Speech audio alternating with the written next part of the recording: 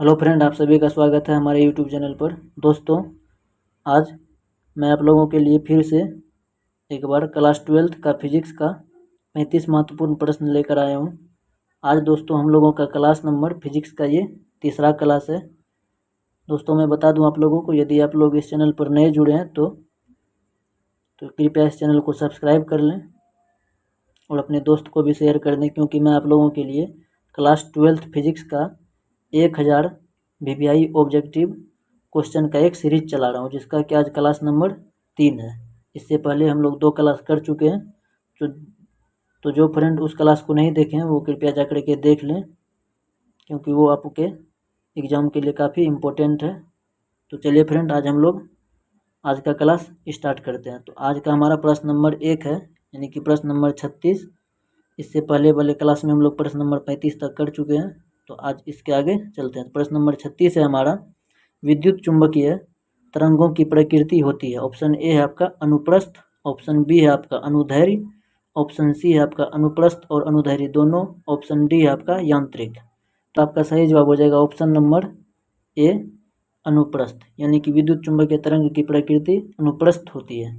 तो चलिए फ्रेंड, अब हम लोग अगले प्रश्न नंबर 37 की ओर बढ़ते हैं। तो प्रश्न नंबर 37 है हमारा, इनमें से कौन विद्युत क्षेत्र में विक्षेपित होता है। ऑप्शन ए है आपका गामा किरण, ऑप्शन बी आपका एक्स किरण, ऑप्शन सी आपका पराबैंगनी किरण, ऑप्शन डी आपका कैथोड किरण। तो इस प्रश्न का आपका सही जवाब हो जाएगा ऑप्शन नंबर डी, कैथोड किरण, यानी कि कैथोड किरण आपका विद्युत क्षेत्र में विक्षेपित होता है। तो चलिए फ्रेंड, अब हम लोग अगले प्रश्न नंबर 38 की ओर बढ़ते हैं। तो प्रश्न नंबर 38 है हमारा, विद्युत चुंबकीय तरंग के संचरण की दिशा होती है। ऑप्शन ए आपका बी के समांतर, ऑप्शन बी है आपका ई के समांतर, ऑप्शन सी है आपका बी इंटू ई के समांतर, या फिर ऑप्शन नंबर डी है आपका ई इंटू बी के समांतर। तो इस प्रश्न का आपका सही जवाब हो जाएगा option number D, E into B के समांतर। तो चलिए फ्रेंड, अब हम लोग अगले प्रश्न नंबर 39 की ओर बढ़ते हैं। तो प्रश्न नंबर 39 है हमारा, बीटा किरणें विक्षेपित होती है। ऑप्शन ए है आपका गुरुत्वाकर्षण क्षेत्र में, ऑप्शन बी है आपका केवल चुंबकीय क्षेत्र में, ऑप्शन सी है आपका केवल विद्युत क्षेत्र में, या फिर ऑप्शन डी है आपका विद्युतीय तथा चुंबकीय क्षेत्र में। तो इस प्रश्न का आपका सही जवाब हो जाएगा ऑप्शन नंबर डी, विद्युतीय तथा चुंबकीय क्षेत्र में। तो चलिए फ्रेंड, अब हम लोग अगले प्रश्न नंबर 40 की ओर बढ़ते हैं। तो प्रश्न नंबर 40 है हमारा, श्वेत प्रकाश एक स्पंद हवा से शीशे के एक स्लैब पर अभिलंब आपतित होती है। स्लैब से गमन के पश्चात सबसे पहले कौन सा रंग बाहर निकलेगा। ऑप्शन ए है आपका नीला रंग, ऑप्शन बी है आपका हरा रंग, ऑप्शन सी है आपका बैगनी, ऑप्शन डी है आपका लाल। तो इस प्रश्न का आपका सही जवाब हो जाएगा ऑप्शन नंबर डी, लाल। तो चलिए फ्रेंड, अब हम लोग अगले प्रश्न नंबर 41 की ओर बढ़ते हैं। तो प्रश्न नंबर 41 है हमारा, मृग मरीचिका का कारण है। ऑप्शन ए है आपका अपवर्तन और पूर्ण आंतरिक परावर्तन, ऑप्शन बी है आपका विवर्तन, ऑप्शन सी है आपका प्रकीर्णन, या फिर ऑप्शन डी है आपका व्यतिकरण। तो इस प्रश्न का आपका सही जवाब हो जाएगा ऑप्शन नंबर ए, अपवर्तन और पूर्ण आंतरिक परावर्तन। तो चलिए फ्रेंड, हम लोग अगले प्रश्न नंबर 42 की ओर बढ़ते हैं। तो प्रश्न नंबर 42 है हमारा, समतल दर्पण की वक्रता त्रिज्या होती है। ऑप्शन ए है आपका अनंत, ऑप्शन बी है आपका शून्य, ऑप्शन सी है आपका +5 सेंटीमीटर, ऑप्शन डी है आपका -5 सेंटीमीटर। तो इस प्रश्न का आपका सही जवाब हो जाएगा ऑप्शन नंबर ए, अनंत, यानी कि समतल दर्पण की वक्रता त्रिज्या अनंत होती है।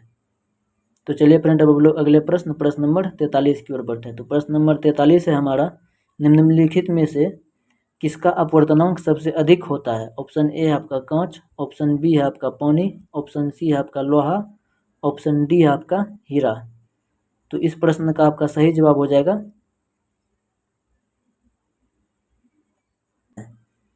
तो चलिए फ्रेंड, अब हम लोग अगले प्रश्न नंबर 44 की ओर बढ़ते हैं। तो प्रश्न नंबर 44 है हमारा, प्रकाश का वेग महत्तम होता है। ऑप्शन ए है आपका हवा में, ऑप्शन बी है आपका शीशा में, ऑप्शन सी है आपका पानी में, ऑप्शन डी है आपका निर्वात में।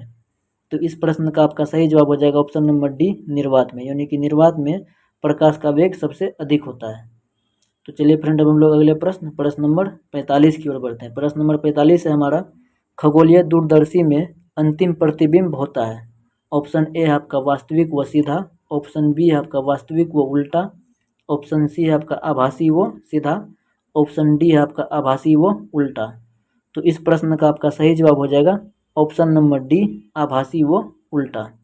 यानी कि खगोलीय दूरदर्शी का अंतिम प्रतिबिंब आभासी और उल्टा होता है। तो चलिए फ्रेंड, अब हम लोग अगले प्रश्न नंबर 46 की ओर बढ़ते हैं। तो प्रश्न नंबर 46 है हमारा, एक दीर्घ दृष्टि वाले व्यक्ति को आवश्यकता होगी। ऑप्शन ए है आपका उत्तल लेंस की, ऑप्शन बी है आपका अवतल लेंस की, ऑप्शन सी है आपका बेलनाकार लेंस की, ऑप्शन डी है आपका समतलावतल लेंस की। तो इस प्रश्न का आपका सही जवाब हो जाएगा ऑप्शन नंबर ए, उत्तल लेंस की। यानी कि दीर्घ दृष्टि दोष के निवारण के लिए उत्तल लेंस की जरूरत होती है। तो चलिए फ्रेंड, अब हम लोग अगले प्रश्न नंबर 47 की ओर बढ़ते हैं। प्रश्न नंबर 47 है हमारा, जब प्रकाश की एक किरण स्लैब में प्रवेश करती है तो इसका तरंग दैर्घ्य डैश होता है। ऑप्शन ए आपका घटता है, ऑप्शन बी आपका बढ़ता है, ऑप्शन सी आपका अपरिवर्तित रहता है, या फिर ऑप्शन नंबर डी आपका आंकड़े पूर्ण नहीं है। तो इस प्रश्न का आपका सही जवाब हो जाएगा ऑप्शन नंबर ए, घटता है। तो चलिए फ्रेंड, हम लोग अगले प्रश्न नंबर 48 की ओर बढ़ते हैं। प्रश्न नंबर 48 है हमारा, प्रकाश के रंग का कारण है। ऑप्शन ए है आपका इसकी आवृत्ति, ऑप्शन बी है आपका इसका वेग, ऑप्शन सी है आपका इसकी कला, ऑप्शन डी है आपका इसका आयाम। तो इस प्रश्न का आपका सही जवाब हो जाएगा ऑप्शन नंबर ए, इसकी आवृत्ति। यानी कि प्रकाश के रंग का कारण इसका आवृत्ति होता है। तो चलिए फ्रेंड, हम लोग अगले प्रश्न नंबर 49 की ओर बढ़ते हैं। तो प्रश्न नंबर 49 है हमारा, खगोलीय दूरदर्शी के लिए निम्नलिखित में कौन सही है। ऑप्शन ए आपका एफ ओ बराबर एफ ई, ऑप्शन बी है आपका F O is greater than F E, option C है आपका F O less than F E, option D है आपका F O is very very less than F E. तो इस प्रश्न का आपका सही जवाब हो जाएगा option number B, F O greater than F E.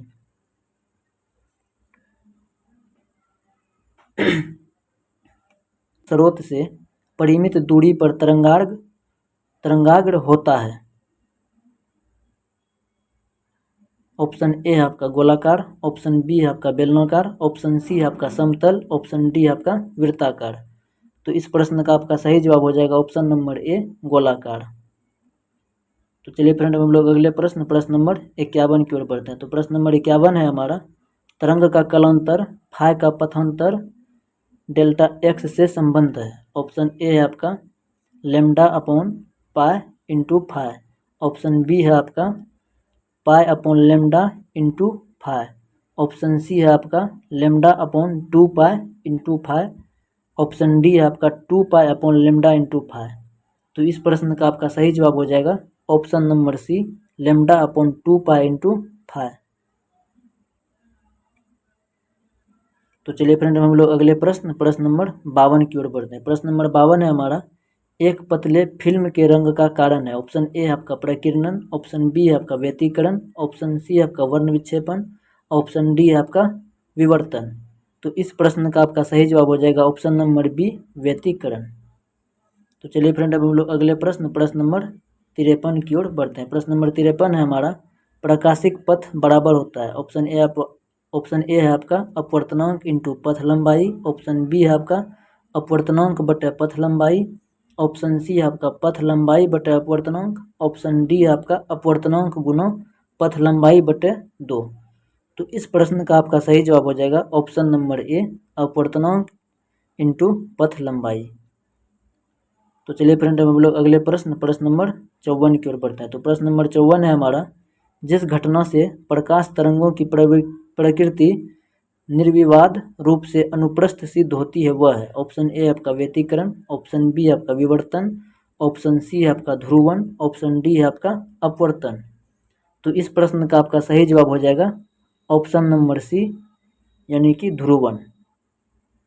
तो चलिए फ्रेंड, हम लोग अगले प्रश्न नंबर 55 की ओर बढ़ते हैं। प्रश्न नंबर 55 है हमारा, पूर्ण तरंग दिष्टकारक में उपयोग होता है। ऑप्शन ए है आपका 2 डायोड, ऑप्शन बी है आपका 3 डायोड, ऑप्शन सी है आपका 4 डायोड, ऑप्शन डी है आपका 5 डायोड। तो इस प्रश्न का आपका सही जवाब हो जाएगा ऑप्शन नंबर ए, यानी कि 2 डायोड।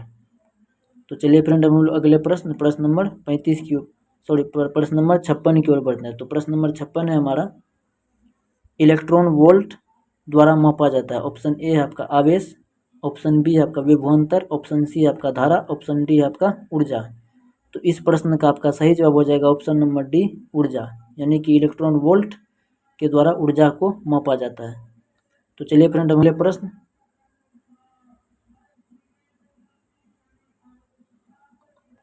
तो चलिए ऑप्शन ए है आपका H upon pi into joule second, option B है आपका H upon 2 pi joule second, option C है आपका H pi joule second, option D है आपका 2 पाई एच जूल सेकेंड।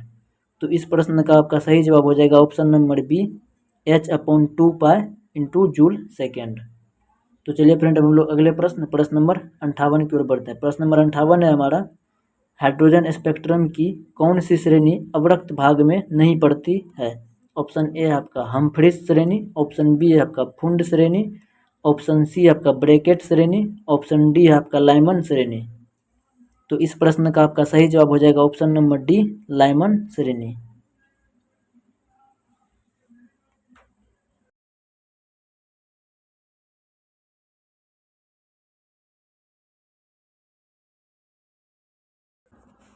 तो चलिए फ्रेंड अब हम लोग अगले प्रश्न नंबर 59 की ओर बढ़ते हैं। तो प्रश्न नंबर 59 है हमारा, रेडियो एक्टिव परमाणु के लिए कौन सा संबंध सही है? ऑप्शन ए है आपका अर्ध आयु बराबर औसत आयु, ऑप्शन बी है आपका अर्ध आयु बराबर 2 गुना औसत आयु, ऑप्शन सी है आपका अर्ध आयु बराबर 1.6931 इंटू औसत आयु, ऑप्शन डी है आपका अर्ध आयु बराबर 0.6931 इंटू औसत आयु।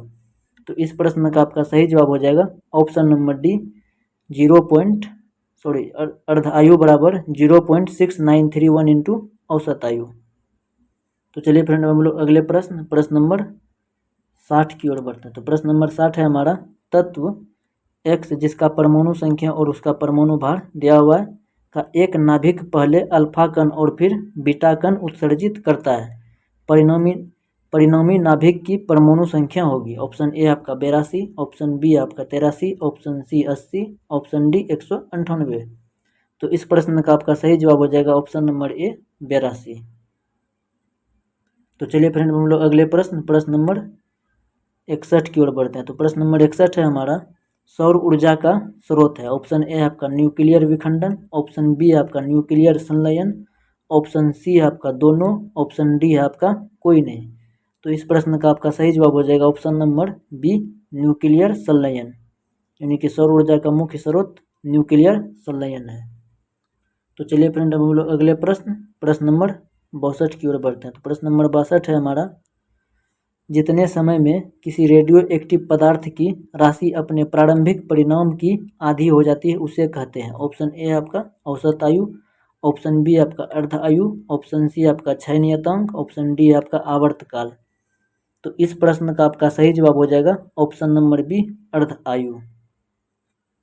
तो चलिए फ्रेंड हम लोग अगले प्रश्न नंबर 63 की ओर बढ़ते हैं। तो प्रश्न नंबर 63 है हमारा, यदि ट्रांजिस्टर की धारा नियतांक अल्फा तथा बीटा है तो ऑप्शन ए आपका अल्फा इंटू बीटा बराबर 1 होगा, या फिर option B beta greater than 1 comma alpha less than 1, option C alpha बराबर बीटा, ऑप्शन नंबर डी आपका beta is less than 1 comma alpha is greater than 1।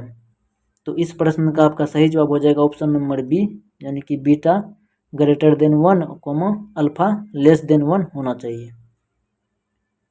तो चलिए फ्रेंड अब हम लोग अगले प्रश्न नंबर 64 की ओर बढ़ते हैं। तो प्रश्न नंबर 64 है हमारा, चित्र में दिखाया गया तर्क द्वारा निम्नलिखित में से कौन सा लॉजिक गेट है? यानी कि ये जो चित्र आपको दिया हुआ है, पूछ रहा है कि ये चित्र किस गेट को प्रदर्शित करता है। ऑप्शन ए है आपका और गेट, ऑप्शन बी है आपका नॉर गेट, ऑप्शन सी है आपका नंद गेट, ऑप्शन डी है आपका एंड गेट।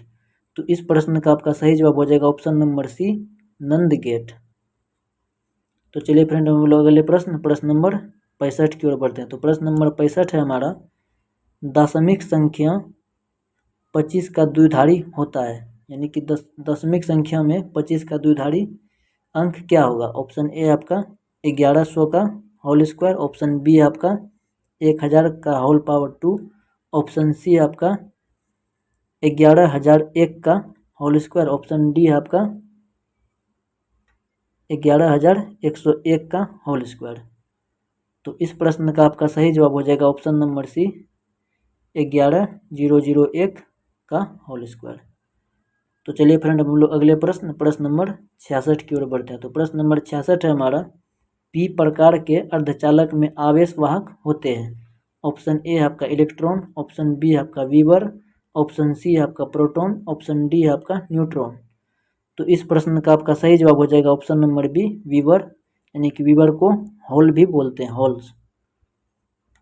तो चलिए फ्रेंड हम लोग अगले प्रश्न नंबर 67 की ओर बढ़ते हैं। 67 नंबर का प्रश्न है हमारा, फैक्स का अर्थ है।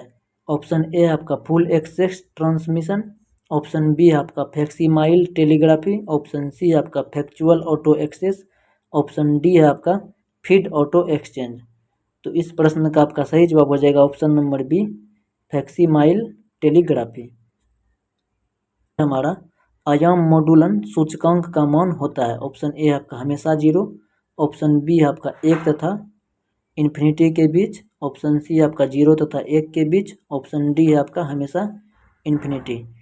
तो इस प्रश्न का आपका सही जवाब हो जाएगा ऑप्शन नंबर सी, 0 से 1 के बीच।